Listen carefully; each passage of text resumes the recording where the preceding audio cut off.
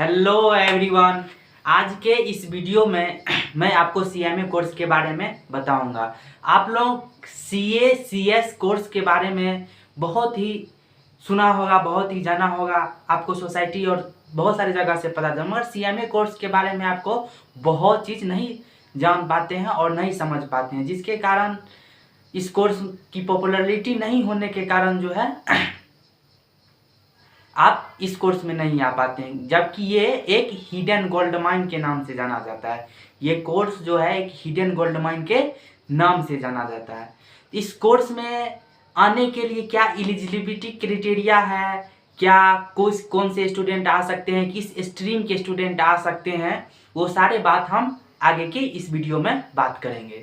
चलिए मैं शुरू करता हूँ। जब स्टूडेंट क्लास 10th में पास करने के बाद, 10th पास आउट होने के बाद बच्चा 11th 12th में कॉमर्स में आते हैं।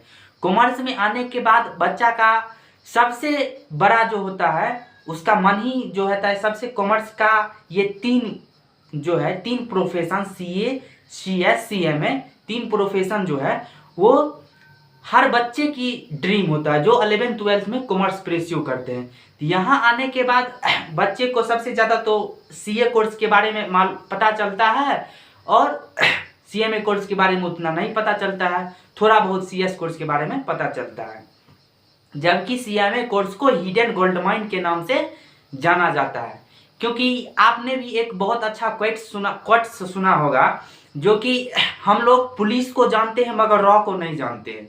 उसी तरह ये सीएमए कोर्स है। हम लोग सीए के बारे में जानते हैं मगर सीएमए के बारे में नहीं जानते हैं, क्योंकि सीएमए जो होता है वो क्वालिफाई होने के बाद वो बैकग्राउंड में काम करता है। जो बैकग्राउंड में काम करता है उसके बारे में आपको नहीं पता चल पाता है, क्योंकि कोई भी जब आप फिल्म देखते हैं उसमें जो एक्टर रहता है उसका नाम आपको पता चल जाता है, लेकिन कोई उस फिल्म का डायरेक्टर कौन है उसका नाम आपको नहीं पता चल पाता है। वही मेन रीजन है। यहाँ भी सीए के बारे में आपको हर कोई बता देगा, समाज में पता चल जाएगा, सब कुछ आपको पता चल जाएगा, मगर सीएमए के बारे में नहीं पता चल जाता। इसका रीजन क्या है? वही तो आपको एक एग्जाम्पल में हम आपको बताए हैं कि एक फिल्म में एक्टर के बारे में तो हर आपको पता रहता है। आप नया में जो भी मूवी देख रहे हैं उसमें आपको एक्टर के बारे में पता चल जाता है, मगर उस एक्टर कौन है, मगर डायरेक्टर के नाम तो याद नहीं रहता है।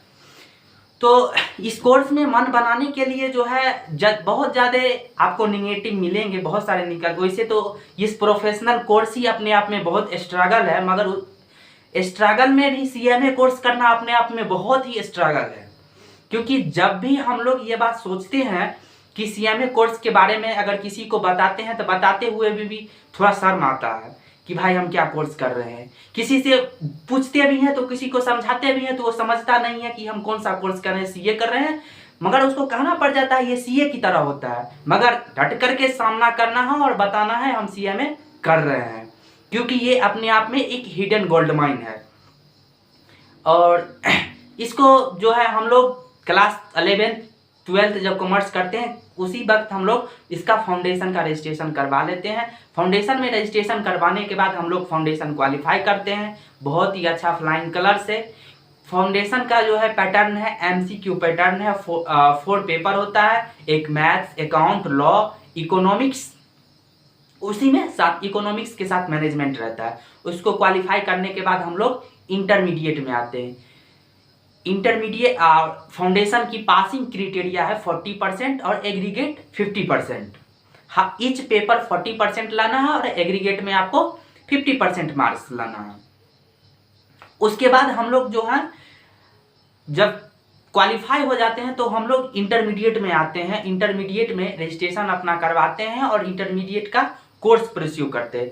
इंटरमीडिएट के भी कोर्स परस्यू करने के बाद हम लोग उसका प्रिपरेशन स्टार्ट करते हैं। सीएमए में खासकर सबसे ज़्यादा ये हो जाता है जो बच्चों को डर बना हुआ रहता है, जिसके कारण वो स्टार्टिंग में मन बना के तो आते हैं जो हम बोथ ग्रुप का प्रिपरेशन करेंगे, मगर कुछ दिन आने के बाद उनका धीरे धीरे कॉन्फिडेंस डाउन होने की वजह से ज़्यादातर बच्चे जो है, आप स्टैटिक्स देख लीजिएगा, सीएमए इंस्टीट्यूट जब एग्जाम का रिजल्ट निकलता है तो उसमें भी देख लीजिएगा, तो ज़्यादातर बच्चे जो होते हैं वो ग्रुप 1 ही देते हैं और बहुत कम बच्चे ग्रुप 1 देते हैं। तो आपका जैसे हो ग्रुप 1 करके एक एक ग्रुप करके भी दे सकते हैं और बोथ ग्रुप करके भी दे सकते हैं। मगर बोथ ग्रुप देने के बाद एक बेनिफिट है जो सेटअप का बेनिफिट होता है।